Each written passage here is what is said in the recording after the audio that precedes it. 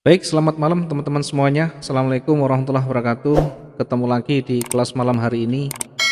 Mudah-mudahan semuanya sehat, bisa mengikuti kelas dan materi pada malam hari ini, bisa menambah wawasan dan tentu akan memperbaiki cara mindset trading kita menjadi lebih baik lagi.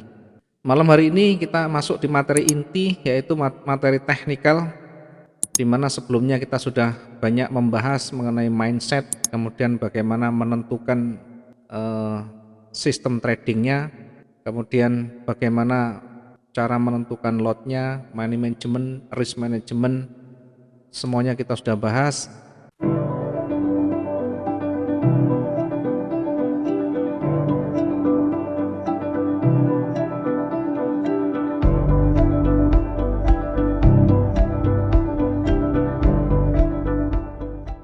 Bagi teman-teman yang ketinggalan dan mungkin ada sinyal yang buruk di sana sehingga tidak bisa mengikuti kelas yang hari kemarin, tidak bisa mengikuti dengan baik, ya silakan nanti sampaikan chat ke saya, nanti akan saya kirim link untuk video hari-hari yang kemarin, sehingga pembelajaran menjadi satu keseluruhan, satu kesatuan yang tidak bisa dipisahkan, karena kalau belajarnya sepotong-sepotong tentu nanti akan mempengaruhi dari hasilnya.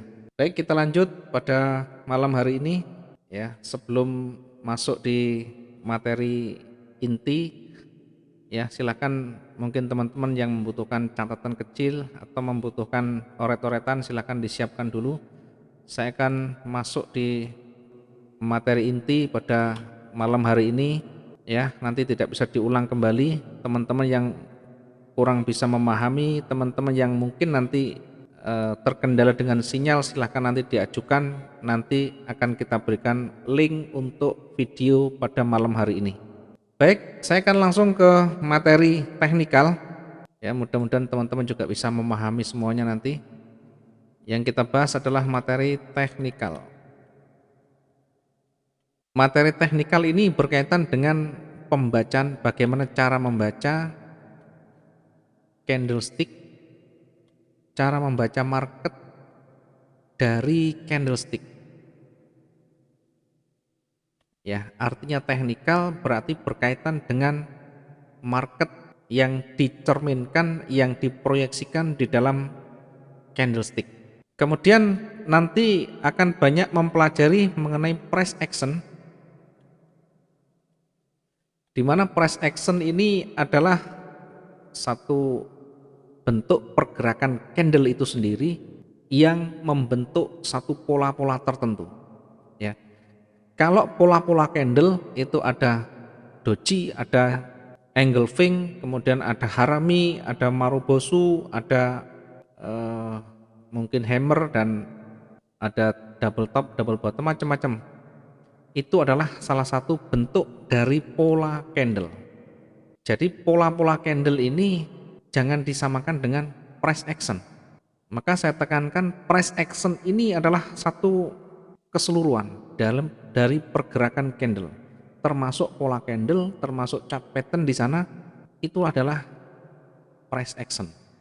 Jadi pergerakan market yang dicerminkan, yang diproyeksikan dalam pergerakan candlestick yang nanti bergabung menjadi satu pola, menjadi satu bentuk, itu namanya price action.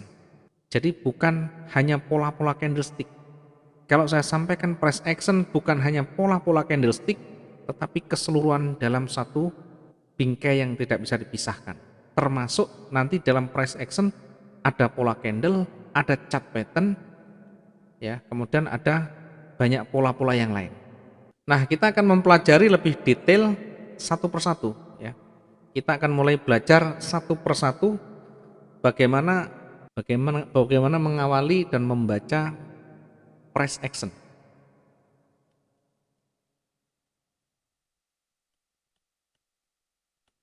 Bagaimana cara mengawali dan membaca price action itu, ya. Sebelum masuk di price action secara luas, saya akan bahas dulu di candlestick. Kenapa jadi kita bahas mengenai candlestick? Karena candlestick ini adalah pergerakan yang langsung nanti kita hadapi pergerakan demi pergerakan di dalam satu kumpulan time frame, nanti yang kita baca adalah candlestick. Candlestick dari bahasa candle, jadi candle ini lilin, kemudian kenapa disebut candlestick? Karena bentuknya seperti lilin, ada sumbunya. Kemudian masing-masing punya arti, tentu masing-masing punya arti. Candlestick ini masing-masing punya arti, jadi tidak hanya kita baca sebagai gambar, tapi ada artinya, ada terjemahannya. Sehingga kalau teman-teman tidak paham membaca terjemahannya, tentu nanti akan kesulitan.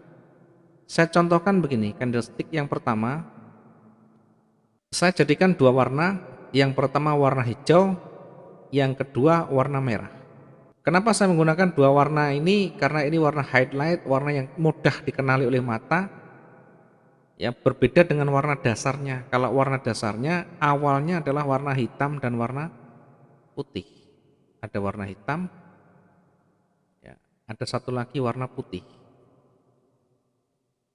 Ya, warna putih berarti ya putih. Jadi kita buat bingkainya, saya contohkan warna putih ini seperti ini ya. Karena dasarnya putih maka tidak kelihatan. Ya, ada dua gambar, ada dua warna. Yang pertama warna dasar adalah warna hitam dan putih. Ya, warna hitam ini melambangkan ada beban. Warna hitam melambangkan ada beban sehingga berat terasa. Berat itu selalu menuju ke bawah. Sehingga ini adalah sell. Ya, ini adalah sell. Yang hitam ini menunjukkan sell. Kemudian yang putih ini menunjukkan kosong, tidak ada isinya. Sehingga kosong itu banyak mengarah ke atas, kena angin bisa terbang. Maka yang putih adalah buy. Ini yang warna dasar. Jadi kita membahas warna dasarnya. Kemudian saya gunakan warna yang highlight, dan ini banyak dipakai teman-teman trader di luar juga, menggunakan dua warna yang highlight, warna hijau dan warna merah. Warna hijau ini menunjukkan buyer, kekuatan buy, sementara warna merah menunjukkan kekuatan sell. Ya, jadi teman-teman jangan bingung kenapa punya saya kok warnanya hitam putih, kenapa punya teman kok warnanya merah dan hijau. Ya, silakan nanti disetting, silakan disesuaikan dengan kondisi masing-masing. Kalau cocok dengan warna hitam putih, silakan gunakan hitam putih. Tetapi kalau saya lebih cenderung ke highlight, karena highlight mata akan lebih gampang mengenali. Ya, warnanya hijau berarti trennya naik. Kemudian ada warna merah berarti trennya mau turun. Itu saja. Kemudian teman-teman harus mengetahui ya, pergerakan candle ini titiknya di mana dibuka, di mana ditutup. Dalam pergerakan candlestick ya selalu dalam kondisi normal, ya, dalam kondisi normal itu selalu ada harga buka, pembukaan, kemudian harga terendah, harga tertinggi, kemudian harga penutupan. 4 unsur ini harus ada dan harus diketahui. Ya, harga tinggi, harga pembukaan, harga terendah, harga tertinggi, kemudian harga penutupan. Nah, sekarang bagaimana cara mengenali? Saya kasih contoh yang lebih besar. Saya kasih contoh dulu warna hijau. Oke. Kemudian satu lagi saya kasih contoh warna merah.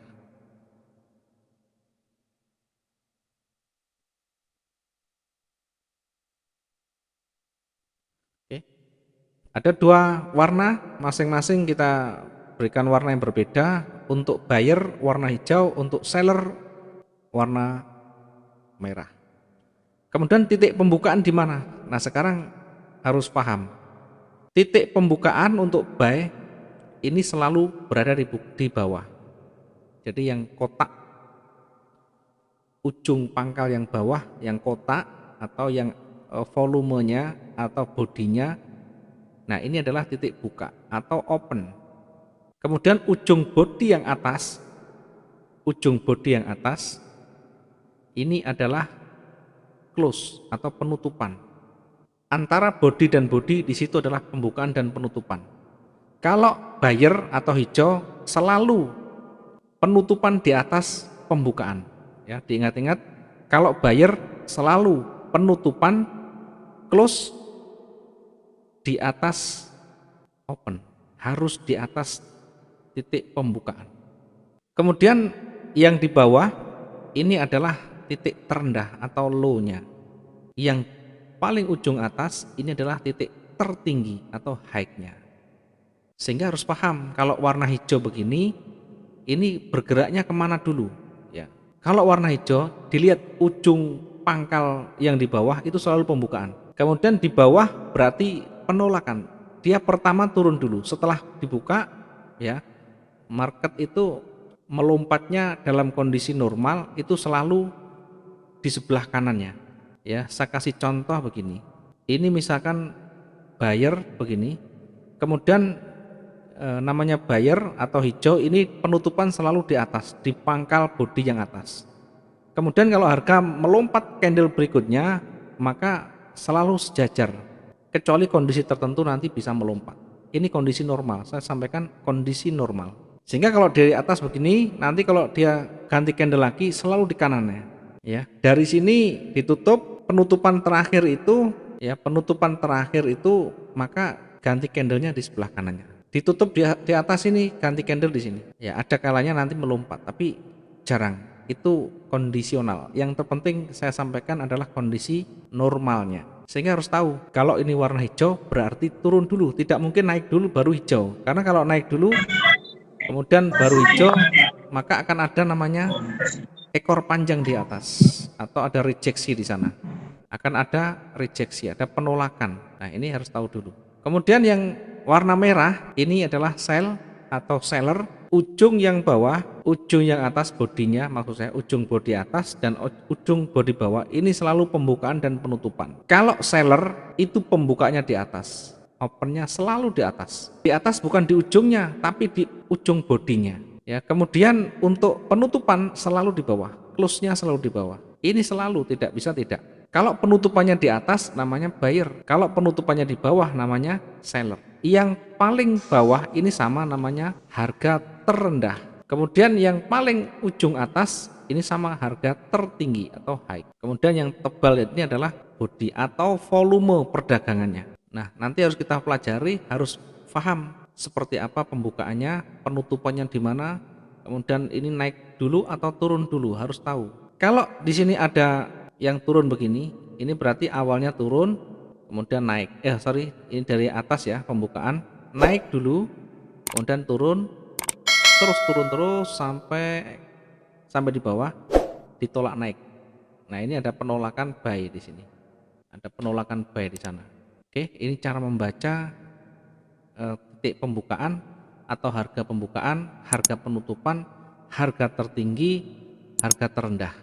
Kalau kita sudah tahu bagaimana harga pembukaan, penutupan, tertinggi, terendah, baru kita membaca karakteristik dari candlestick itu sendiri.